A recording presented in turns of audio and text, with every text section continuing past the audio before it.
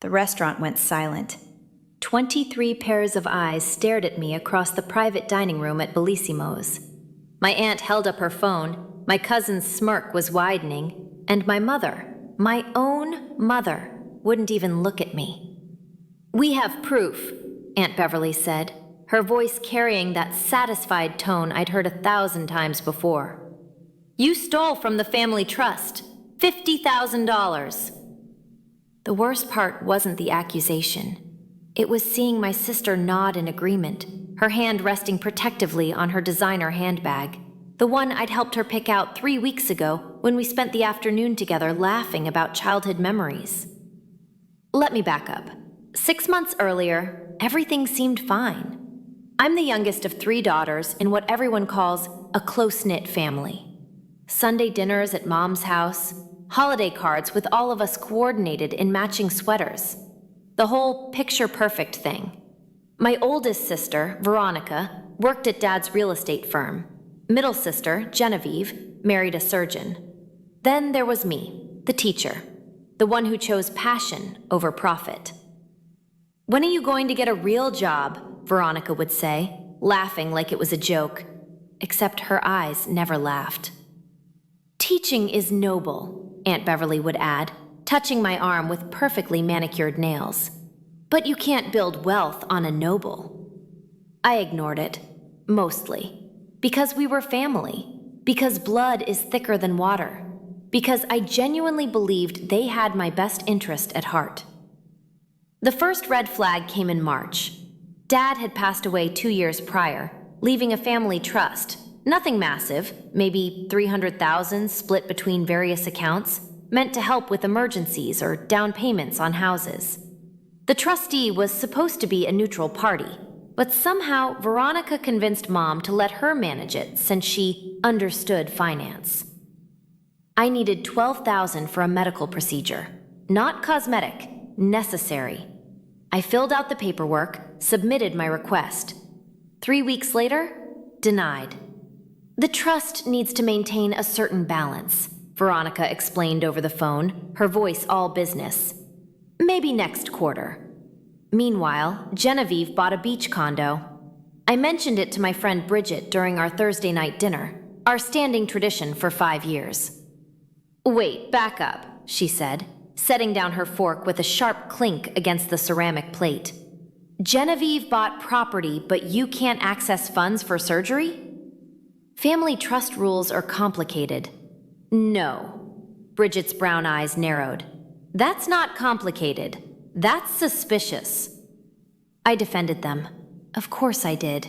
You don't want to believe your own family would manipulate you. But Bridget planted a seed. "Just request the trust documents," she said. "You're a beneficiary. You have a legal right." It took me 2 weeks to work up the courage. When I finally emailed Veronica, her response came back in 11 minutes. "I'll send them when I have time. We're very busy right now." That was May. By July, I'd asked 4 more times. Always the same response. "Too busy. We'll send soon. Don't you trust your own sister?" That last one got me. The guilt trip. The implication that asking questions meant I was the problem. So I hired a lawyer. It cost me $800 I didn't really have. Within 10 days, we had the documents. Court mandated. No choice. I opened the PDF at 11:23 p.m. on a Tuesday night, sitting cross-legged on my apartment floor with my laptop. Page 12 made my stomach drop. Withdrawal, $50,000. Recipient, me. Date, January 18th. I'd never made that withdrawal, never even requested it. My hands shook as I scrolled through my bank statements. Nothing. No $50,000 deposit. No unexplained transfers. I checked every account twice, then a third time, my heart pounding so hard I could feel it in my temples. I called Veronica at 7 a.m. the next morning. "There's a mistake in the trust documents. It says I withdrew $50,000 in January, but I never—" "Oh, that." Her voice was casual, like we were discussing grocery lists. "Yeah, you needed it for that thing, remember? What thing? Veronica, I never got any money. You did. We transferred it to your account. If you spent it already and forgot, that's not my problem. The gaslighting was so smooth, so confident. For a second, I actually doubted myself. Had I forgotten? Was I losing my mind? Then I looked at my bank statements again. The numbers didn't lie. I'm looking at my accounts right now. There's no deposit, no transfer, nothing. Silence. 5 seconds felt like an hour. I'll have to check with the bank. These things get complicated. I'll call you back. She didn't call back. I called Mom that afternoon. Surely she'd help sort this out. Surely she'd see this was wrong. Sweetheart, I'm sure it's just a paperwork error. You know how you get anxious about these things. Why don't you trust your sister? She's been handling our finances for years. Our finances. Like I was trying to steal from some collective pot, not access my own inheritance. The next Sunday dinner came 3 days later. I almost didn't go, but some desperate part of me still believed this could be resolved like a family, like reasonable people who loved each other. I should have trusted my gut.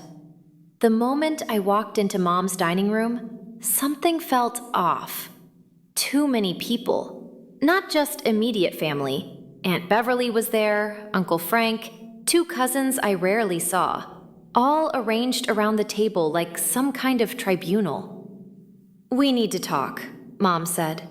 Her voice had that thin, tight quality that meant she'd already made up her mind about something. They didn't even wait for appetizers. Aunt Beverly pulled out her phone. "We've been reviewing the trust documents very carefully. There are some serious discrepancies. My lawyer had warned me this might happen. They'll try to flip it on you," she'd said. "Make you the villain before you can expose what they've done." "You withdrew $50,000 in January," Veronica said, her voice measured, practiced. "Now you're claiming you never got it. That's fraud. That's theft." The room spun slightly. I gripped the edge of the table. "I never made that withdrawal. Someone forged. Are you calling your sister a liar?" Genevieve's voice cut across mine, sharp as a knife. "Because that's what this sounds like. You're so desperate for money that you'll accuse your own family?" They'd rehearsed this. I could see it in their synchronized glances, the way Uncle Frank nodded along like he'd heard the talking points before. "I want to see proof," I said, my voice steadier than I felt. "Bank records, transfer receipts. If you send me $50,000, there's a paper trail. The trust account shows, not the trust account, my account. Show me where the money landed." Veronica's jaw tightened. Just for a second, but I saw it. "You probably moved it to another account, trying to hide it." That's when I pulled out my folder. Every bank statement from the past year, every transaction highlighted and categorized. My lawyer had helped me prepare this, a complete financial timeline proving no large deposits existed. I slid it across the table. Mom didn't even look at it. I don't need to see paperwork to know my own daughter wouldn't lie to me. She was looking at Veronica when she said it. The betrayal hit like cold water. My own mother, choosing sides without even examining evidence. "Then let's get the bank involved," I said. "Let's trace the withdrawal. If I took the money, there's proof. If I didn't..." "Are you threatening us?" Aunt Beverly stood up, her chair scraping against hardwood. "We welcomed you into our home, and you're threatening legal action?" "I'm asking for the truth. You're accusing your sister of embezzlement. Do you understand how serious that is? How could that destroy her reputation, her career?" The irony would have been funny if my hands weren't shaking. That's when Veronica played her final card.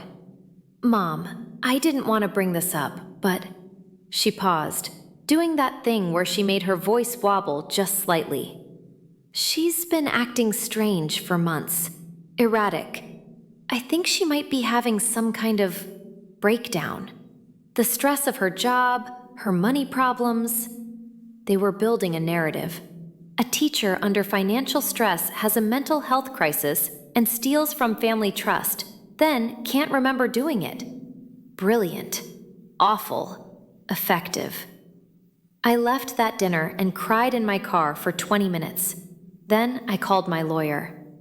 "They're setting you up to take the fall," she confirmed. "Classic embezzlement scheme. Take the money, make it look like the whistleblower did it." But here's what they didn't count on. Banks keep records of everything. It took 3 weeks and a subpoena, but we got them. The withdrawal in question? Initiated online from Veronica's laptop. Her IP address, her login credentials. The money was transferred to an account under her husband's name, a shell company they'd set up 2 months before Dad died. 50,000 was just the beginning.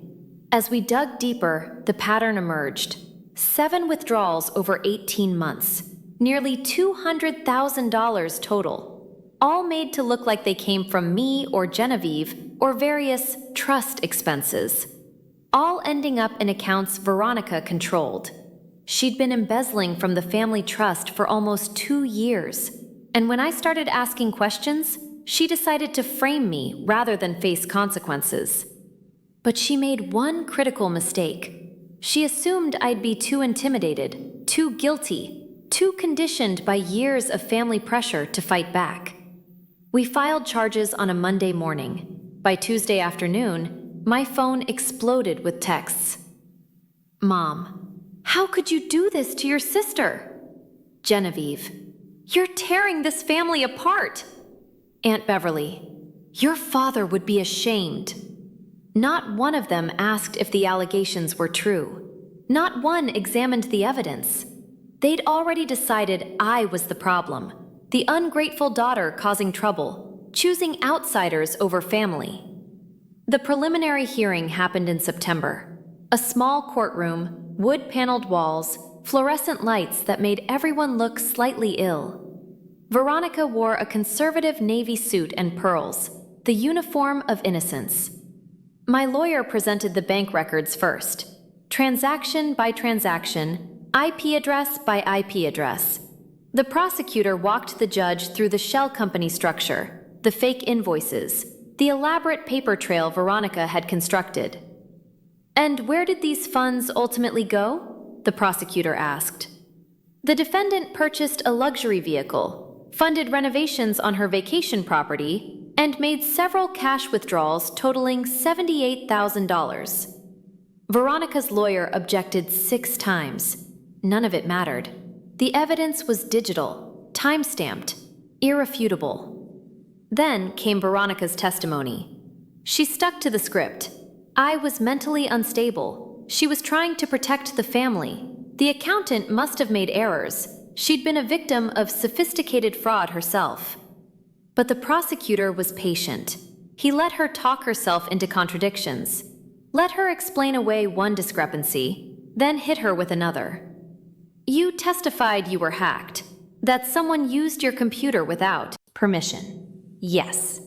Yet you also testified you lived alone during this time period. Your husband was working overseas." "That's correct.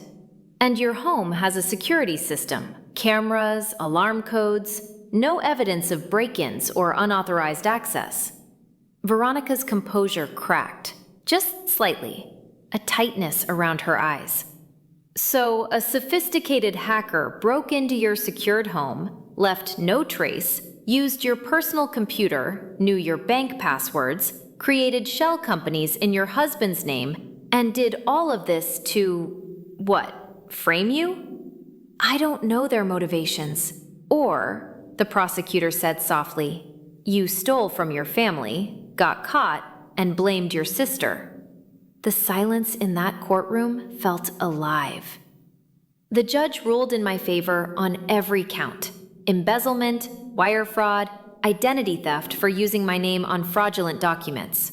Veronica got 18 months in federal prison, 5 years probation, and full restitution. The shell company was dissolved.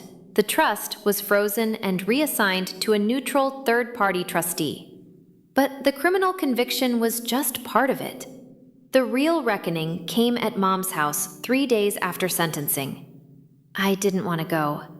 Bridget offered to come with me for support, but this was something I needed to do alone. Mom opened the door. She looked older somehow, tired.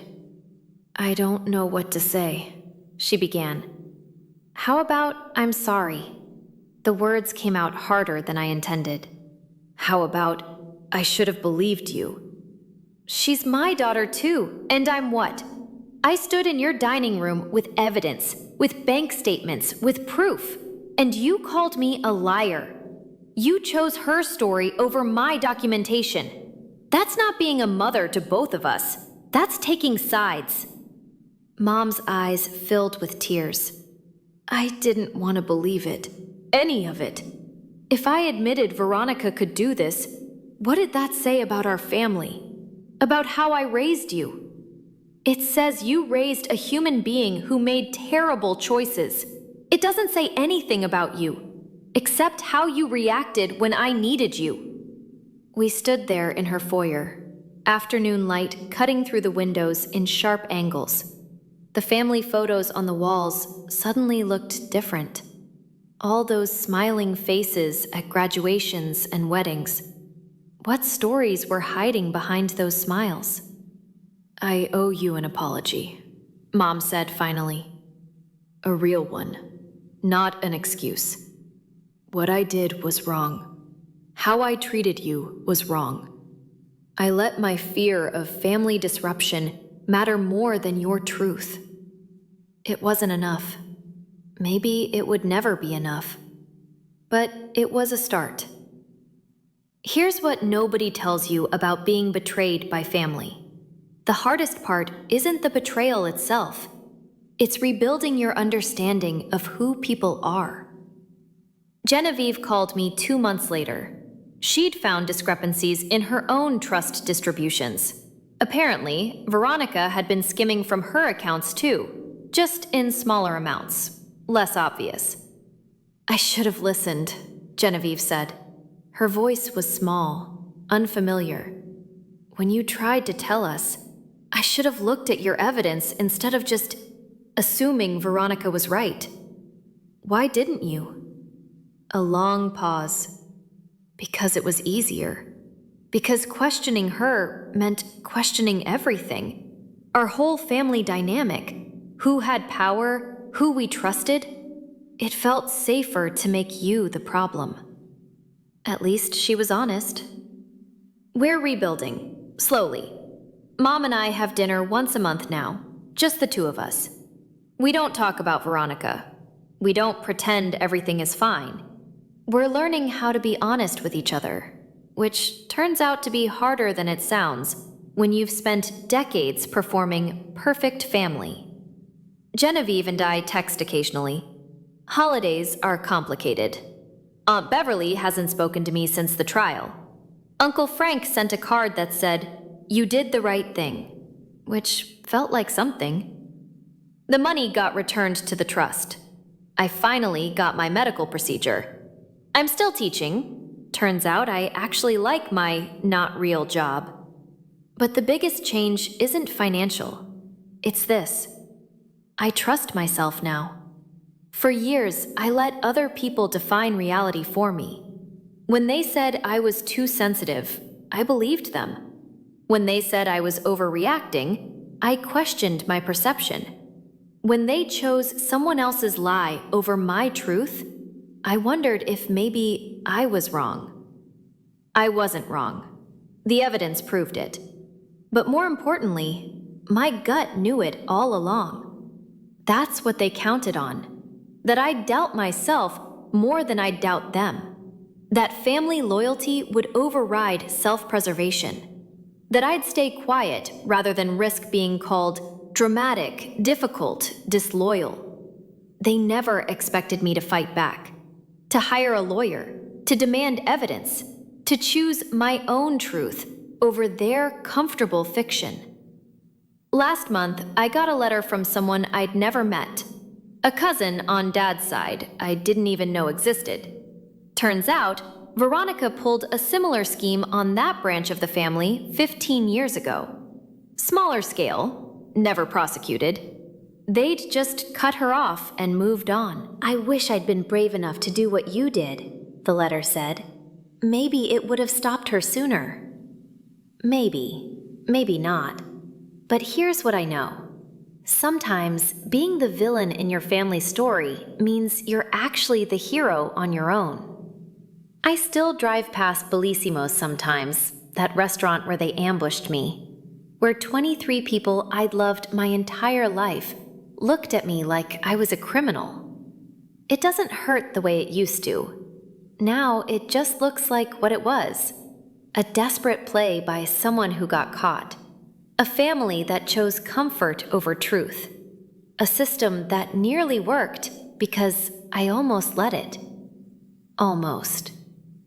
If you're in a situation where your own family is gaslighting you, making you doubt your reality, choosing someone else's story over your evidence, please hear this. You're not crazy. You're not overreacting. You're not the problem for asking questions. Get the documents. Trust your gut. Find people who believe you. Fight for your truth, even when it costs you everything. Because here's the thing nobody wants to say out loud. Sometimes the people who share your blood are the ones who'll bleed you dry. Sometimes family isn't about DNA. It's about who shows up when everything falls apart.